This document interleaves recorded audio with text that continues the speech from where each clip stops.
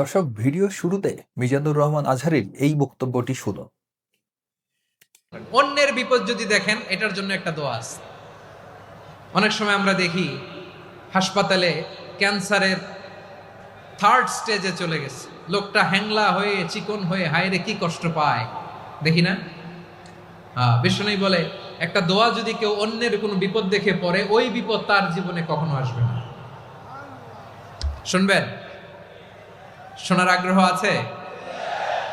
অনেক সময় হয় যে আমরা মহাসড়ক দিয়ে যখন চড়ি, দুর্ঘটনায় আইরে আল্লাহ, দুর্ঘটনায় মানুষের মাথা একদিকে, দেহ আরেকদিকে, ব্লিডিং, এরকম হয় না?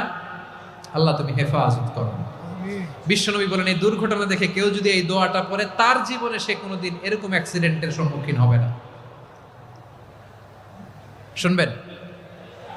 বিশ্বনবী বলেন অন্যের বিপদ দেখে কেউ যদি পড়ে, আলহামদুলিল্লাহিল্লাযী আফানি মিম্মা বতালাকা বিহি ওয়া ফাদ্দালানি আলা কাসীরিম মিম্মান খালাকা তাফদীলা, মানে প্রশংসা সে আল্লাহর, যে আল্লাহ তাআলা তোমাকে যেই জিনিস দিয়ে পরীক্ষা করেছে আমাকে ওইটা থেকে বাঁচিয়ে দিয়েছে। তোমাকে আল্লাহ যেই বিপদে ফেলেছে আমাকে ওই বিপদ থেকে তিনি মুক্ত রেখেছে, আর তার অনেক সৃষ্টির উপর আমাকে তিনি প্রাধান্য দিয়েছে। সুবহানাল্লাহ পড়েন। যে কোনো বিপদ, কারো ক্যান্সার দেখে যদি এই দোয়াটা আপনি বিশ্বাসের সাথে পড়েন, জীবনে কোনোদিন ক্যান্সার রোগে আক্রান্ত হবেন না। দুর্ঘটনা দেখে যদি পড়েন, ওই দুর্ঘটনা আপনাকে স্পর্শ করবে না। যে কোনো কারো বিপদ দেখে যদি কোনো বিশ্বাসী বান্দা এই দোয়া পড়ে, বিশ্বনবী বলেন লাম ইউসিবহু যালিকাল বালা, ওই বিপদ তাকে আর ধরবে না। উফিয়া মিনহু মিন যালিকাল বালা কাইনাম মা কান, সে যতদিন হায়াত পাবে কোনোদিন ওই বিপদ তাকে স্পর্শ করবে না। অন্য তো দর্শক, বুঝলেন যে একটি দোয়া তিনি শিখিয়ে দিচ্ছেন। দোয়াটির অর্থ এরকম যে যেই বিপদ দিয়ে আল্লাহ তোমাকে পরীক্ষা করেছে সেই বিপদ যেন আমাকে না দেয়, এরকম কোন একটি দোয়া। এই দোয়াটি আসলে স্বার্থপরের মতো একটি দোয়া, যদিও তারপরেও তিনি এই দোয়াটি শিখিয়ে দিচ্ছে তার অডিয়েন্সকে, সেটি বুঝলাম। কিন্তু তার উদ্দেশ্য কি, যে এই দোয়া পড়লে কেউ যদি কোনো ক্যান্সার রোগীর সামনে এই দোয়া পড়ে তাহলে তার ক্যান্সার হবে না।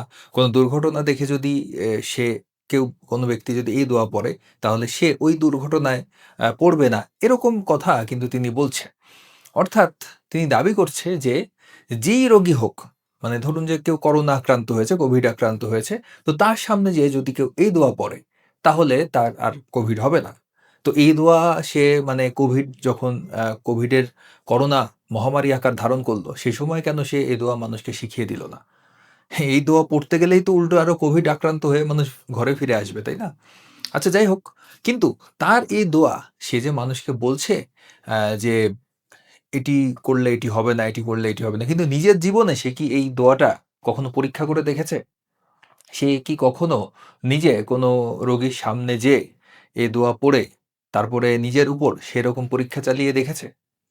তো ধরুন এই আজহারী, মানে সে একটি আইসিইউতে গেল, সেখানে একজন এইচআইভি এইডস পেশেন্ট রয়েছেন যিনি একদম মুমূর্ষু অবস্থায় রয়েছেন। তো সেই ব্যক্তির শরীর থেকে, মানে তার আগে সে সেখানে দোয়া কালাম যা পড়ার সে পড়লো আর কি, সেই রোগীর সামনে দাঁড়ায়। যেহেতু সে বলেছে যে যে কোনো রোগ যেটাই হোক, সেই রোগের সামনে দাঁড়িয়ে যদি কেউ ওই দোয়া পড়ে তাহলে সেই রোগ তাকে আর স্পর্শ করবে না। তাহলে এখন ওই যে এইডস রোগী, তার সামনে দাঁড়িয়ে সে যদি এই দোয়া পড়ে, তারপর তার শরীর থেকে যদি 2-3 সিরিঞ্জ রক্ত নিয়ে আজহারীকে দেওয়া হয়, তাহলে নিশ্চয়ই তার কোনো সমস্যা হবে না এবং সে এটি, মানে খুব স্বাচ্ছন্দ্যই করবে, কারণ তার ঈমান আছে। এই দোয়ার উপর যদি তার ঈমান থেকে থাকে তাহলে নিশ্চয়ই তার এই ধরনের কিছু করতে তার কোনো সমস্যাই হবে না। এটাই তো হওয়ার কথা। কিন্তু আমার মনে হয় না যে আজহারী এ ধরনের চ্যালেঞ্জ নিতে রাজি হবে, কারণ সে নিজেও এই দোয়ায় বিশ্বাস করে না। মানুষের সামনে সবক দিচ্ছে, বয়ান দিচ্ছে যে এই দোয়া পড়লে এটা হবে না, ওই দোয়া পড়ুন এটা হবে না, সেই দোয়া পড়ুন সেটা হবে না, কিন্তু সে নিজে কিন্তু তার জীবনে কখনো এই দোয়া ইমপ্লিমেন্ট করে দেখার সাহস তার হবে না। তাকে যদি এখন আপনি আইসিইউতে নিয়ে এরকম একজন রোগীর সামনে তাকে উপস্থিত করেন, সে দরকার হলে বলবে যে আচ্ছা, যা বলেছি বলেছি, আল্লাহ বললে কিছু নেই, দরকার হলে সে এই কথাও বলবে। কিন্তু সে তো এই দোয়ায় বিশ্বাস করে না। সে জানে যে এইসব দোয়া কালামে কোনো কাজ টাজ হয় না। সে তার ব্যবসা চালু রাখার জন্য, তার ধর্ম ব্যবসা ভালো রাখার জন্যে যা যা করা দরকার এই ধরনের বয়ান সে কিন্তু ওয়াজের মঞ্চে দিচ্ছে। তো সাহস থাকলে সে এই চ্যালেঞ্জটি অ্যাকসেপ্ট করে দেখাক। আমি যেটি বললাম এতক্ষণ, তো সাহস থাকলে সে এই চ্যালেঞ্জটি অ্যাকসেপ্ট করে দেখাক। তার দোয়ার বা সে যেই আমল শিখিয়ে দিচ্ছে সেটার শক্তি কতটুক, সেটা আসলে সত্য না মিথ্যা, এটি তো আসলে কিছু মানুষ হয়তো বিশ্বাস করে, বেশিরভাগ মানুষ এগুলো নিয়ে হাসাহাসি করে। তো নাস্তিকদের মুখ বন্ধ করার জন্যে তো তার উচিত এই দোয়ার একদম মানে প্র্যাকটিক্যাল প্রমাণ মানুষের সামনে হাজির করা। তো আমি যেই প্রস্তাবটি দিলাম আরকি সেরকম কি এই আজহারি তার সাহস হবে? আপনাদের কি মনে হয়? সে কি পারবে এটি করতে? তো চলুন আরেকজন ওয়াজ ব্যবসায়ী, ধর্ম ব্যবসায়ী বা আহমদুল্লাহ সে কি বলছে চলুন শোনা যাক। আর অসুখ বিসুখ হচ্ছে, দুরারোগ্য ব্যাধি অথবা যে কোনো রোগ হয়েছে, ছোট হোক বড় হোক, আইয়ুব আলাইহিস সালামে দোয়া করবেন, আন্নী মাসসানিয়াদ দুররু আনতা আরহামুর রাহিমিন। আর অসুখ তো এই হচ্ছে তার শিখিয়ে দেওয়া দোয়া। আরো একটি দোয়া সে কি বলছে চলুন শোনা যাক। মূল বিষয়। আজ আমরা কোরআনে কারীমের এমন একটি সূরা আপনাদের সঙ্গে শেয়ার করতে চাই যে সূরার অপর নামই হলো সূরাতুশ শিফা বা আরোগ্য লাভের সূরা। আর সেই সূরা হলো আমাদের সকলেরই অতি পরিচিত সূরাতুল ফাতিহা। সহিহ বুখারীতে আবু সাঈদ খুদরি রাদিয়াল্লাহু আনহু থেকে একটি হাদিস বর্ণিত হয়েছে, যে হাদিসের মাধ্যমে বোঝা যায় যে সাহাবায়ে কেরাম সূরাতুল ফাতিহার মাধ্যমে চিকিৎসা গ্রহণ করেছেন এবং অলৌকিকভাবে, বিস্ময়করভাবে কঠিন এবং দুরারোগ্য সমস্যা থেকে তারা মুক্তি লাভ করেছেন। তখন নবী করিম সাল্লাল্লাহু আলাইহি সাল্লাম বিষয়টি জানতে পারার পর তাকে বলেছিলেন, ওমা ইউদরিকা আন্নাহা রুকিয়া, তুমি কিভাবে জানলে যে সূরা ফাতিহা এটি রুকিয়া বা সকল রোগ থেকে শেফার একটি মাধ্যম। এজন্য এই সূরা সম্পর্কে উলামায়ে কেরাম বলে থাকেন যে সূরা ফাতিহার মাধ্যমে যে কোনো রোগ বালাই থেকে, যে কোনো বিপদ আপদ থেকে, যে কোনো অসুখ বিসুখ থেকে মুক্তি লাভের মাধ্যম হিসাবে আমরা এটিকে ব্যবহার করতে পারি। সূরা ফাতিহা এ সম্পর্কে ইমাম ইবনুল কাইয়িম রাহিমাহুল্লাহ তিনি বলেছেন, এই সূরাটিকে বারবার আমি আমল করে দেখেছি।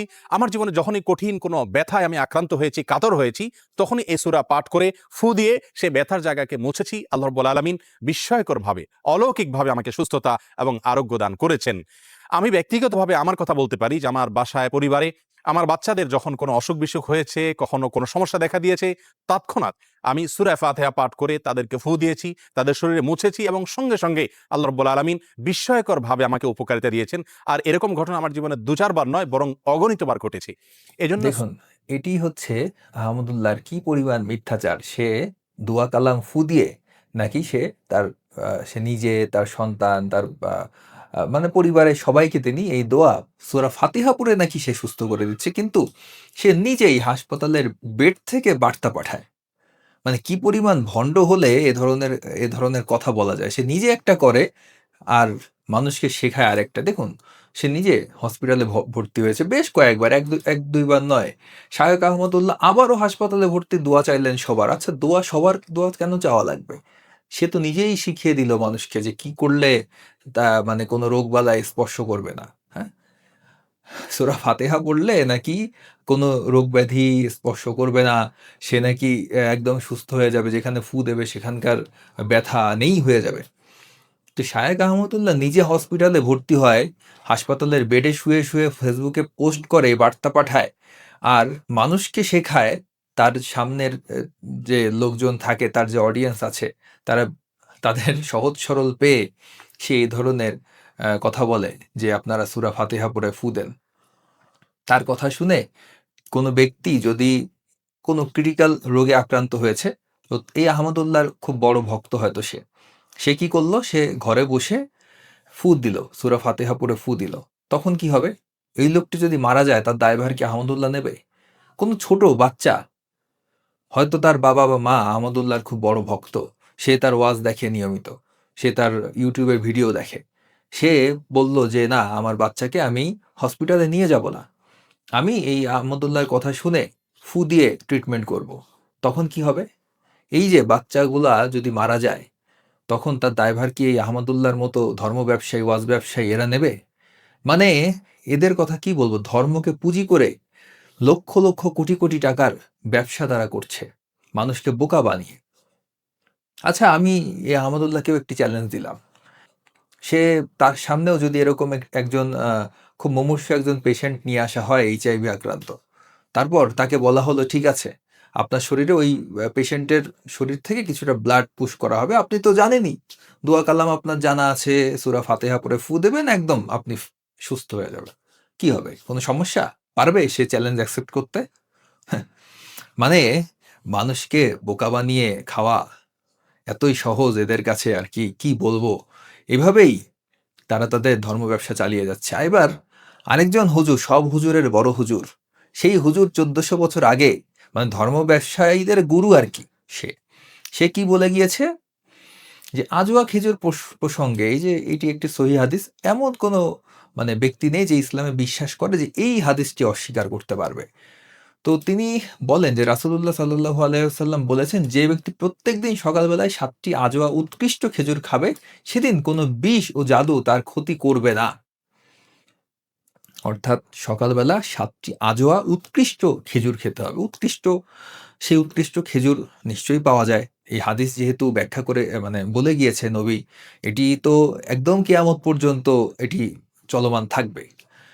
তো আমি বলছি, আবারও বলছি যে এই ধরনের কর্মকাণ্ড যেন কেউ করতে যাবেন না। কারণ এগুলো একদম ননসেন্স কথাবার্তা। এগুলোর কোনো ভিত্তি নেই। এই যে ৭ টি আজোয়া খেজুর খেলে বিষ, জাদু তার ক্ষতি করবে না, এটি যদি কেউ পরীক্ষা করে দেখতে যায় শরীরে, তার সাথে কিন্তু খুব খারাপ কিছুই ঘটে যাবে।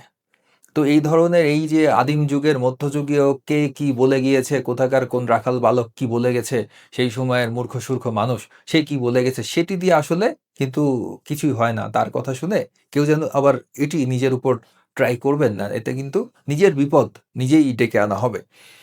তো দেখুন, এই আজহারি আহমদুল্লাহকে আমি এই চ্যালেঞ্জটিও দিতে চাই যে পারলে এই হাদিসটির সত্যতা তারা প্রমাণ করে দেখাক। এই একটি হাদিস, আর কিচ্ছু লাগবে না। আমি আগেও বলেছি একটি ভিডিওতে, পৃথিবীর লক্ষ লক্ষ নাস্তিক ইসলাম গ্রহণ করবে যদি এই একটি হাদিস তারা প্রমাণ করতে পারে। তারা এই যে এই হাদিসের সত্যতা পরীক্ষা করে দেখাক, তাহলে আর কারো কোনো সন্দেহ থাকবে না। এরকম একটি ভিডিও ইউটিউবে আছে। তারা প্রায় দাবি করে যে এই ভিডিওটি মানে একটি ডিবেটের মধ্যে একজন আলেম, সম্ভবত সে আলেমই হবে, সে ডিবেট করছিল। তো সেই ব্যক্তি হঠাৎ করে সে বিষ খেয়ে নাকি প্রমাণ করেছে। কিন্তু সেই বিষ আসলেই বিষ কিনা সেটা তো আর আমরা জানি না। তারা যেহেতু বলে যে পৃথিবীর নবী যা বলে গেছে সবই অক্ষরে অক্ষরে সঠিক, তাহলে এই হাদিসও নিশ্চয়ই সঠিক। এটিও তারা নিশ্চয়ই বিশ্বাস করে।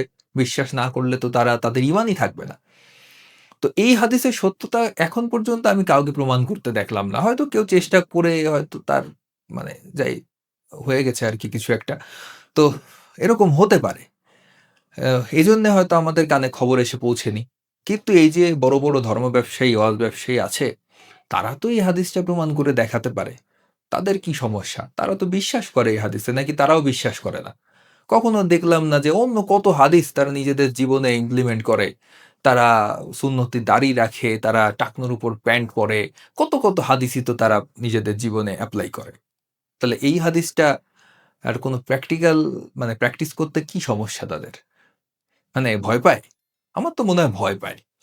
মানে তারাও জানে যে এই হাদিসের কোনো ভিত্তি নেই। এগুলা করতে গেলে হসপিটালে ভর্তি হওয়া লাগতে পারে। আরো কঠিন অবস্থায় পড়তে হতে পারে। এই কারণে হয়তো তারা এই হাদিসটিকে এভয়েড করে যায়। কারণ তারাও জানে যে নবী আসলে কি বলে গেছে, এগুলা আসলে মিথ্যা কথা, এগুলার ভিত্তি নেই। সে ওই সময় বলেছে, কি বলেছেন, এগুলা তারা বিশ্বাস করে বলে আমার মনে হয় না। যদি বিশ্বাস করে থাকে তাহলে তার প্রমাণ দিক। আমরা তো বসে আছি প্রমাণ দেখার জন্যে। আমরা তো আর বিশ্বাস করি না। আমরা কেন এর অসত্যতা প্রমাণ করতে যাব? পারলে তারা সত্যতা প্রমাণ করে দেখাক। পারবে? সাহস আছে কারো?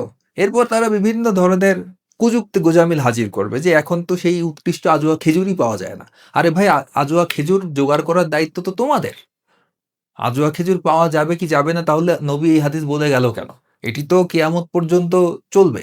তা নিশ্চয়ই আজোয়া খেজুর এখনো পাওয়া যাবে, কিয়ামত পর্যন্ত নিশ্চয়ই এটি এভেইলেবল থাকবে। এই কারণেই তিনি এই হাদিসটি বলে গিয়েছেন। যে হাদিসের কোনো কার্যকারিতাই নেই, পৃথিবীর মানুষ যেই হাদিস দিয়ে কোনো কাজই করতে পারবে না, সেই হাদিস তো নিশ্চয়ই নবী বলে যায়নি। এই ধরনের কুযুক্তি গোঁজামিল গ্রহণযোগ্য নয়। পারলে এই হাদিসটি তারা প্রমাণ করে দেখাক। তো এই হচ্ছে আজকের ভিডিও। ভিডিওটি শেয়ার করুন। ওই যে ধর্ম ব্যবসায়ী, ওয়াজ ব্যবসায়ী আছে, তাদের কাছে এই ভিডিওটি পৌঁছে দিন এবং বলুন তাদেরকে যে এই যে একজন আপনাদেরকে চ্যালেঞ্জ জানিয়েছে, পারলে এই চ্যালেঞ্জগুলো একটু অ্যাকসেপ্ট করে দেখান। আপনারা তো নিজে মুখে বলেছেন। আপনারা নিজে বলেছেন, আজহারি নিজে মুখে বলেছে, একটি দোয়া সে শিখিয়ে দিল। যে এই দোয়া পড়লে কোনো ধরনের দুর্ঘটনা, বিপদ, আপদ, কোনো ধরনের রোগ ব্যাধি স্পর্শ করবে না। একটি দোয়া সে শিখিয়ে দিল। আবার ওদিকে আরেক ধর্ম ব্যবসায়ী আহমদুল্লাহ, সে নাকি তার ফ্যামিলি সবাইকে সুস্থ করে ফেলেছে একটি দোয়া মানে সূরা পড়ে, সূরা ফাতিহা পড়ে। কিন্তু নিজে আবার যেয়ে হসপিটালে ভর্তি হয় ঘন ঘন। মানে বারবার তার হাসপাতালে ভর্তি হওয়া লাগে। একবার এটা হয়, একবার সেটা হয়। তখন কোনো সূরা, দোয়া, কালামে ফুতে কোনো কাজ হয় না। তো পারলে আহমদুল্লাহও সেটি প্রমাণ করে দেখাক, আমরাও দেখতে চাই। তো এই হচ্ছে আজকের ভিডিও। ভিডিওটি ভালো লাগলে লাইক করুন, কমেন্ট করুন, শেয়ার করুন, চ্যানেলটিকে সাবস্ক্রাইব করুন। সকলে ভালো থাকুন, সুস্থ থাকুন, নিরাপদে থাকুন।